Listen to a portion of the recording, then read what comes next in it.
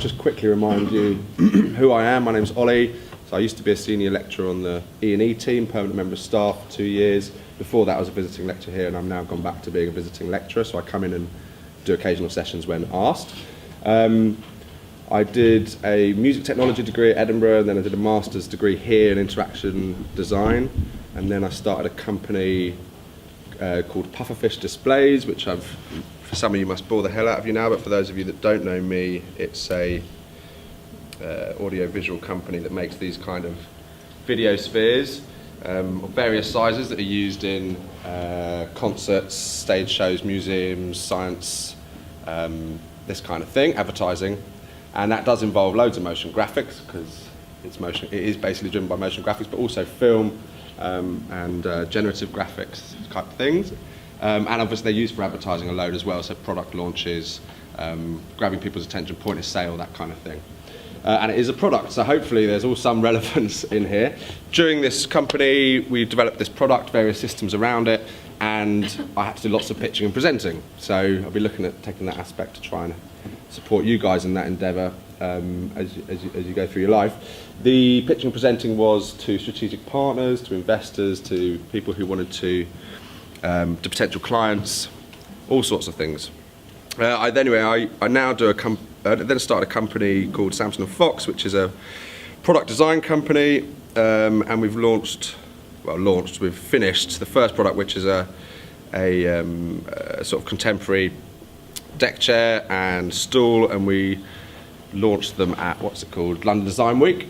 And so I was pitching again in late September, October for about 4 days to customers, retailers, whatever. And of course, when I'll be looking at that experience as well and informing today too. On any of these products or the systems, I'm obviously very happy to talk about them if you're interested, or take good critical feedback on any of the kind of stuff, particularly the more contemporary things, because I can do something about it. Anyway, so that's me. And as I said, I used to be on the permanent member of staff, and now I just come in and teach occasionally. So today we're going to talk about pitching and presenting, something now you're in third years you'll have done quite a bit of, I hope, to convince someone.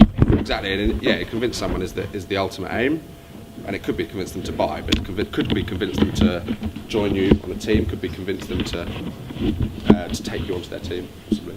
How do you convince somebody? What do you need to do before you can convince them?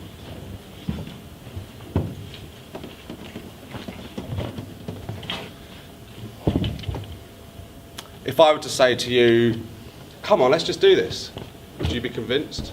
Because you don't even know what this is, right? So there's a bit of, you need to tell them something else before you convince them. What do you need to tell them? Who you are.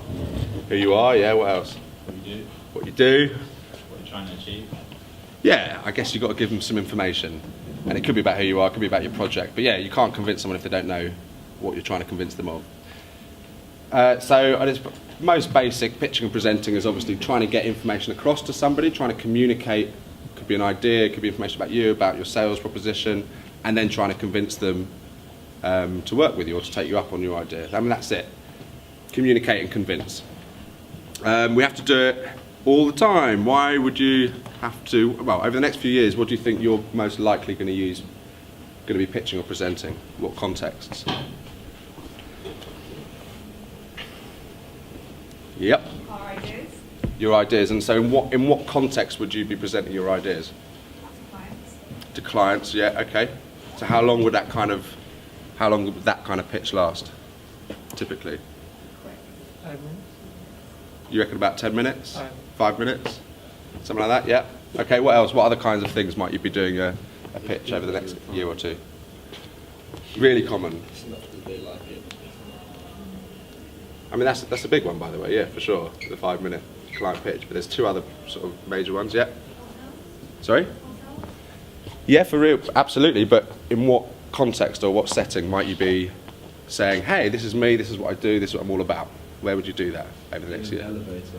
In an elevator, or more likely, yeah, in an elevator, exactly, that's the term, an elevator pitch, or at a networking event, which you'll probably all go to, where you meet other motion graphics artists, potential employers, potential partners, possibly lawyers, accountants, whoever, and you might meet them and you've only got 30 seconds, they say, hey, what are you all about? And you've got to say, this is who I am, this is what I'm about, and this is why you should remember me or work with me. So you only have 30 seconds, but you'll probably have that quite a bit over the next year, you know, when you're at any networking event.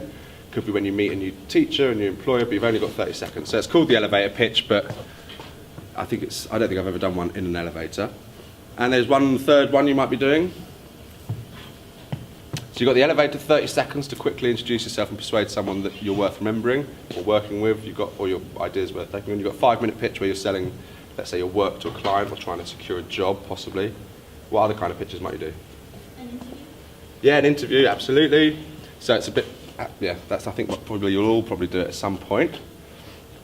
And I guess the only other one is a sort of slightly longer format pitch where you might be presenting your work in a sort of lecture environment to other colleagues or to other people. So you might have 20 minutes or something like that. So a short lecture which you then present. And they might ask you to do that at an interview as well.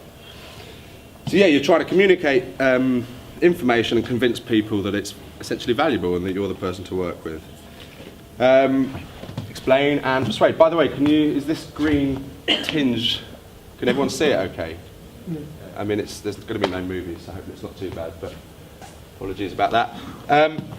So explain and persuade, that's it. That's all we're trying to do. And so all we're doing today is talking about basic things that are probably fairly obvious and how to do that.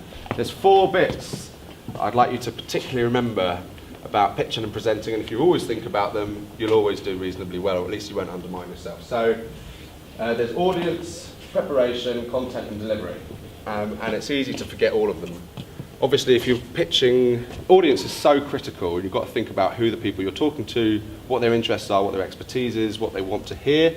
If you're in a job interview, you have to know who's going to be interviewing you. Is it creative? Is it technical? Is it finance? Is it HR?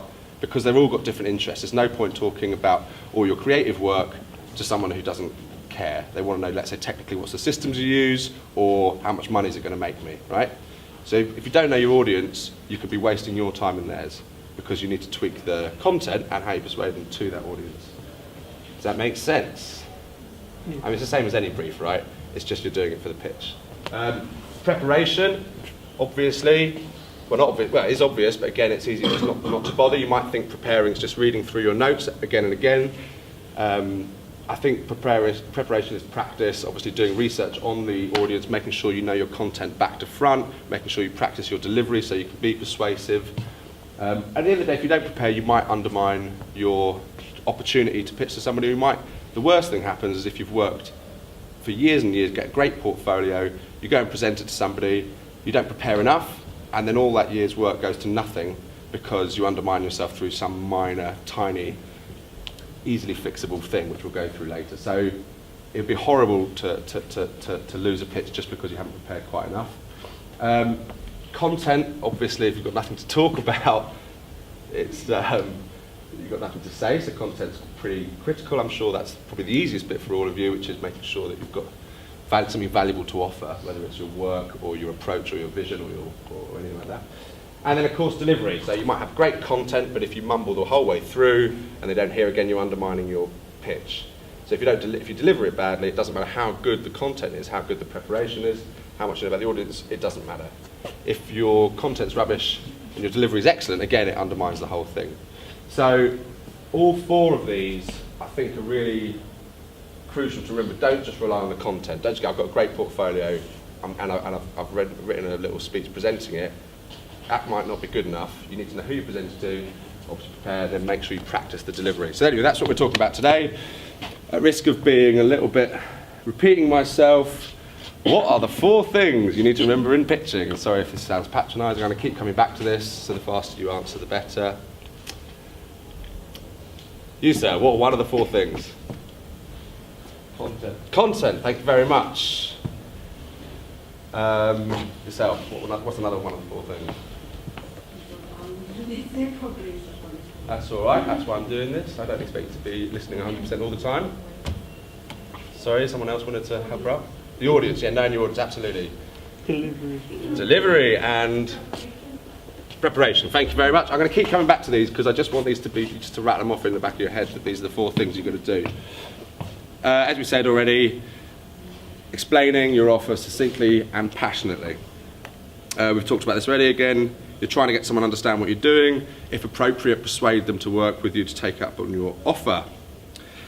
We pitch all the time. You mentioned about pitching for jobs, for interviews, for possibly for investment, possibly just presenting your work.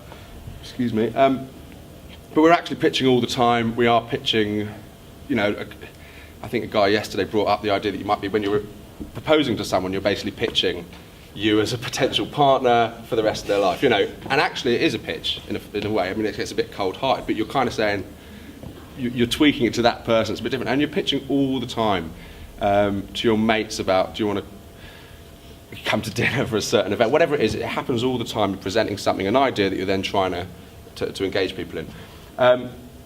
It's useful in so many ways, but it can also be a bit like, I guess, feel uncomfortable if you feel like you're trying to persuade someone who, I don't know, you're using underhand tactics.